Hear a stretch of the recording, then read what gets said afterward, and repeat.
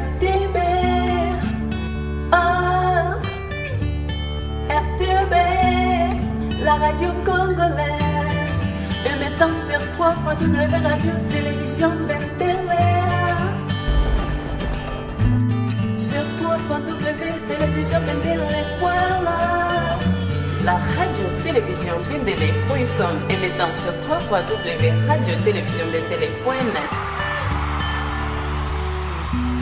Sur 3 www.congoleselives.com. La radio patriotique congolaise.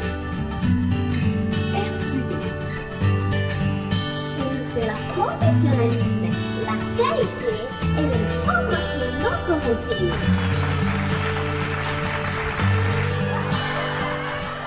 Salut chers compatriotes, vous êtes donc au micro de AM de la 3 Radio-télévision Bendele.com. J'ai quelques questions à vous poser. Je voulais juste savoir si vous faites partie d'une structure politique, groupe de pression ou organe de presse. Ok, tout d'abord, je remercie Radio Bendele de me donner cette opportunité de m'exprimer à mon peuple, de passer le vrai message révolutionnaire et patriotique à la population congolaise tout entière. Et je me présente, je m'appelle Monsieur Lumumba Yoto, président du Conseil des résistants congolais et juriste criminologue. Merci beaucoup pour votre présentation. J'aimerais bien savoir depuis combien de temps militez-vous et depuis quand existe votre structure politique? Bon, je ne sais pas comment je peux répondre à cette question parce que j'ai commencé à militer depuis l'époque de Mobutu, quand Mobutu avait lancé le multipartisme en 1990.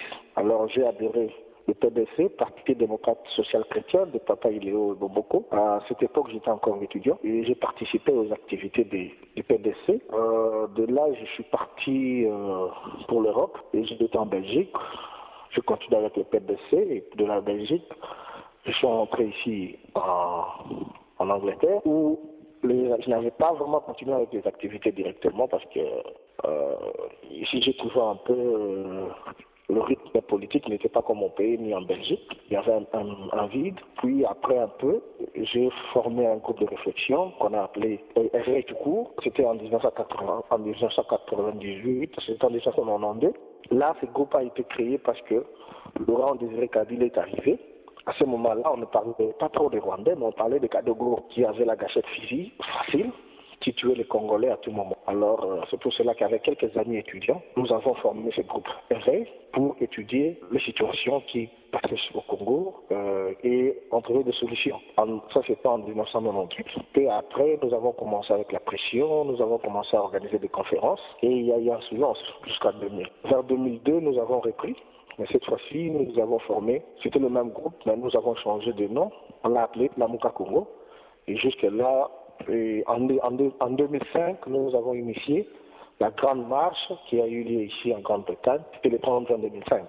De là, nous avons commencé à sensibiliser le Congolais à la cause de notre pays et surtout qu'après quelques temps, la PARECO a fait sa sortie officielle et il a révélé beaucoup de choses par rapport aux agresseurs qui l'ont agressé au Congo.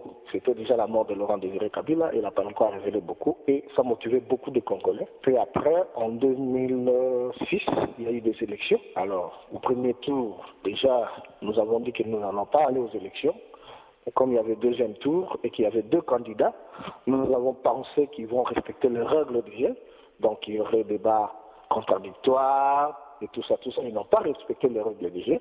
Et c'est là où nous avons compris que nous avons affaire à des agresseurs, à des occupants qui ne vont jamais vouloir des élections libres et démocratiques au Congo. Donc, ces gens, il faut les chasser par la révolution populaire ou par des armes comme ils sont venus. Et c'est alors que nous avons renforcé ce mouvement jusqu'à créer le CRC en août 2007. Le CRC a été créé en août 2007. Moi, je suis parmi les créateurs du CRC, le cofondateur du CRC. Donc, c'est comme ça. Et c'est jusqu'à présent que je milite. J'ai commencé à être tout d'abord chargé de relations publiques au sein du CRC. Et puis, je suis passé de chargé de relations publiques au secrétaire général du CRC. Et actuellement, j'ai été voté président du CRC. Merci beaucoup. Je crois que là, à la maison, vous avez bel et bien compris qu'il est le président du CRC Plateforme. J'aimerais bien aussi savoir qu'est-ce qui ne va pas entre la diaspora congolaise et le musicien. Et qu'est-ce que vous reprochez au juste aux musiciens congolais? Écoutez, il y a beaucoup de choses. Moi, j'ai toujours pris cette question en deux volets. Tout d'abord, nous reprochons les musiciens congolais du côté mœurs, du côté éducation. Leurs chansons, ça n'a pas de sens. Ce sont des chansons qu'on ne peut pas écouter. Ils nous forcent aujourd'hui à écouter ces chansons avec nos enfants, avec nos beaux-parents, avec nos belles-mères. Des chansons qui ne dictent pas et des chansons qui ne font que sortir de mots qu'on ne peut pas se dire entre grands frères et petites sœurs, entre petites sœurs, et entre grandes sœurs et petits frères. Mais maintenant, ça devient courant, monnaie courante. Dans des cas où non... Simekoli, par exemple, c'est normal que tu... Il y a même ces danses ou ces chansons, par exemple, il y a même, ça va même jusqu'au titre de théâtre. Vous allez trouver votre maman qui vous demande, par exemple, non, lequel est théâtre à Simekoli. Vous comprenez? C'est par rapport à ça tout d'abord. Et deuxièmement, c'est par rapport à leur égoïsme, à ne pas parler la vérité, à dire du mensonge là où on ne peut pas le dire. Par exemple, si un musicien chantait aujourd'hui qu'il y a de l'électricité dans le Banc-Congo, je pense que beaucoup de gens qui n'ont jamais été dans le Banc-Congo vont y croire, alors que ce sont des mensonges. C'est le cas des musiciens qui crient, par exemple, les raïs, pacificateurs, ceci, cela. Mais il y a des gens qui y croient. Mais alors, c'est par rapport à ça que nous avons commencé à penser que non, ces musiciens ne contribuent pas à la vérité. Ces musiciens, en tant que leaders d'opinion, ne font que accentuer la souffrance de notre peuple.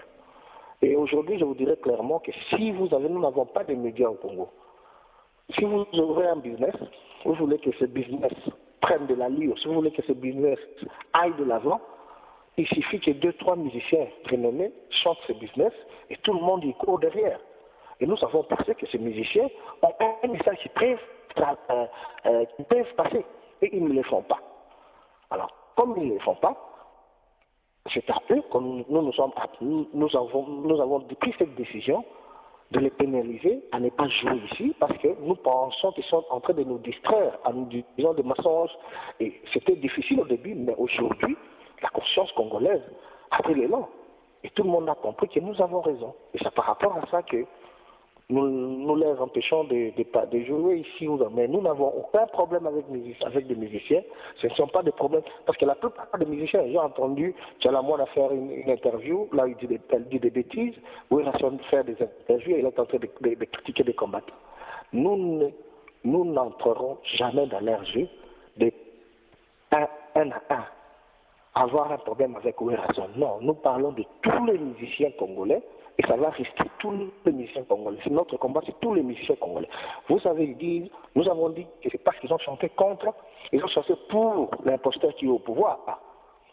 Mais aujourd'hui, je vous dis que les musiciens qui sont pénalisés, ce ne sont pas seulement ceux qui ont chanté pour l'imposteur. Je pensais qu'on avait chanté pour Jean-Pierre Bemba, mais il ne peut pas jouer ici, vous comprenez? Donc ce n'est pas seulement pour ceux-là. Donc nous n'avons pas de problème particulier avec un musicien congolais, mais nous avons des problèmes avec tous les musiciens congolais parce qu'ils méprisent la population. Il n'y a pas donc de fumée sans fait. Qu'est-ce que vous reprochez au gouvernement congolais parce que vos revendications ne sont pas seulement contre le musicien? Écoute, nous avons un gouvernement congolais, nous avons un gouvernement d'occupation. Quand je parle qu'il y a occupation, nous n'avons pas un gouvernement congolais. Je vois pas un gouvernement congolais. Je vois des Congolais collaborateurs des occupés. Je ne vois pas un gouvernement congolais. Donc, nous ne reprochons rien à un gouvernement d'occupation. Nous leur demandons de partir, c'est tout. Mais ce que je dis, donc, pour bien préciser, ce n'est pas que nous reprochons au gouvernement congolais. Il n'y a pas de gouvernement congolais. le gouvernement d'occupation avec quelques collaborateurs congolais, comme à l'époque des Belges. Il y avait des Belges, mais il y avait aussi des Congolais qui collaboraient avec des Belges. Ah oui, c'est connu donc de tout le monde. Tout collabo mérite vraiment une punition sévère et non pardonnable. Mais j'aimerais bien savoir si vous avez déjà posé quelques actes, vous avez mené des actions concrètes auxquelles vous avez aussi vous-même participé. Oui, nous avons mis en place plusieurs. Par exemple, l'embargo, c'est une des actions qu'on a mis en place. Là, nous sommes en train de travailler par rapport à l'arrêt des musiciens, sauf ceux qui ont de cartes de résistance, de résidence. Je disais que non, nous n'avons pas, des activités, nous avons déjà commencé des activités. Et la première, nous avons mis l'embargo, qui était difficile à comprendre, mais aujourd'hui que tout le monde a compris, ça va facilement. Et maintenant, là, nous sommes en train de travailler sur... nous sommes en train de travailler sur comment arrêter les musiciens à venir ici en Europe, hein, avec visa. S'ils ont une carte de résidence, s'ils ont de la famille ici, ils peuvent venir visiter la famille, mais sans pour autant faire des activités musicales, par exemple, entrer au studio, faire des onzig et tout ça, ça ne se fera plus. Donc c'est ce que nous sommes en train de travailler là-dessus. D'ailleurs, moi, déjà, je suis sûr que Roué Racine ne jouerait pas au stade de sport céphalique. Nous sommes en train de travailler là-dessus, donc je ne pense pas qu'ils vont jouer. Ce n'est pas seulement par rapport aux musiciens. Les politiciens ne peuvent pas mettre leurs pieds ici en Europe. Hein. Ici, en Angleterre, c'est tout. Les politiciens, les pasteurs, vous savez, depuis les fausses élections de 2006, ils sont en train d'utiliser les hommes de Dieu. Il y avait Abbé Malou, aujourd'hui on nous parle d'un pasteur qui se dit de la famille de Kanambé et qui se dit qui a travaillé avec Kanambé pour ramasser des armes en échange avec $100. Donc, ce sont que des hommes de Dieu qui sont en train d'utiliser. Et ce sont les hommes de Dieu, ils vivent au Congo. Ces hommes de Dieu ne peuvent pas venir ici. Nous n'avons pas besoin d'eux. S'ils veulent prêcher, ils vont aller prêcher au Rwanda ou ailleurs. Qu'ils aillent prêcher au Rwanda ou ailleurs, c'est capter donc le message passé. Ma question est celui de savoir, il y aura des élections en République bananière du Congo au mois de juin. Soutenez-vous l'organisation des élections dans notre pays? Alors, je venais de parler de l'occupation. Je ne vois pas aucun pays au monde occupé militairement et politiquement aller aux élections avec des occupants, avec des agresseurs, même avec les Belges. Les Belges, quand ils sont venus chez nous, ne sont pas allés aux élections pour qu'ils se partent. Les Belges, quand ils sont venus chez nous, ils ne sont pas allés aux élections. Moi, le CRC ne pourra jamais supporter des élections tant qu'il y aura des étrangers. D'ailleurs, il y a une grande confusion. Il y a des gens qui disent qu'on peut aller aux élections, mais sans Canadais. Mais ça, c'est la folie. Comment peut-on... Si vous allez aux élections sans Canadais, les Rwandais seront au Parlement, les Rwandais seront au Sénat. Nous avons un problème avec le système rwandais qui est au... Mais, comme on ne peut pas parler tout le temps de tout le monde ailleurs, il ne parlait que de Mobutu. En réalité, ils voulaient vraiment chasser le système Mobutu. Ils sont venus, qu'est-ce qu'ils se sont attaqués au système? C'est ça. Nous n'avons pas seulement le problème avec Kanambé. Kanambé, c'est lui qui incarne le système. Mais notre problème, c'est de démanteler le système rwandais qui est au Congo. Donc, nous n'allons pas le démanteler par des élections, par la révolution populaire ou par des armes comme ils l'ont fait. Mais au peuple congolais, je leur demande d'être prêts. La révolution, ce n'est pas un mandat politique. Nous avons été élus 5 ans. Après 5 ans, nous allons partir. Non, la révolution n'a pas de dents. La révolution peut prendre 2 ans. La révolution peut prendre 10 ans, la révolution peut prendre 3 jours. Ils doivent être patients, conscients et unis. C'est ce que je demande au peuple congolais. C'est dans l'unité que nous allons libérer notre pays.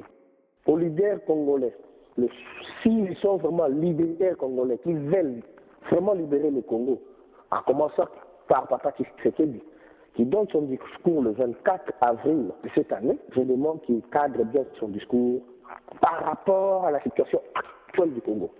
Le Congo est occupé militairement et politiquement.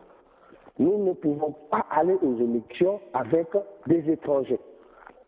Je vous dis, même si nous gagnons ces élections aujourd'hui, et que Hippolyte Kanambe prend des armes et qu'il combatte Papa Tshisekedi, et demain, il y a une négociation, vous légitimez Hippolyte Kanambe, même si on les mettait vice-président, même si on disait, bon, vous avez négocié, il sera gouverneur de la ville. Il est légitimé 2 fois congolais. Ce n'est pas trop tard. Nous avons fait une erreur en 2006, nous ne pouvons pas persister dans l'erreur, peuple congolais. Une fois, mettons-nous ensemble, prenons l'exemple de nos parents quand ils sont allés aux tables rondes avec un seul discours, nous voulons l'indépendance. Nous voulons la libération totale du Congo. Lilobano asuka pona balandi nyonso o bazolando mokili mobimba. Merci, surtout là-bas en France, là-bas en Belgique, je pense que ça se une leçon. Nous avons la dernière fois coup de fil dans la Hollande, la zone de l'INAP, à ta confirmation, on peut pas prouver que c'est la télémie. C'est ce qu'ils m'ont dit. Malheureusement, on va programmer un concert qu'on a fait. RTB, RTB, la radio congolaise, émettant sur 3 radio télévision Bendele. Sur 3 télévision Bendele, voilà. La radio télévision Bendele.com, émettant sur 3 radio télévision Bendele.net. Sur 3 www.congoleslives.com. La radio patriotique congolaise. RTB. C'est la professionnalisme, la qualité et l'information non corrompue.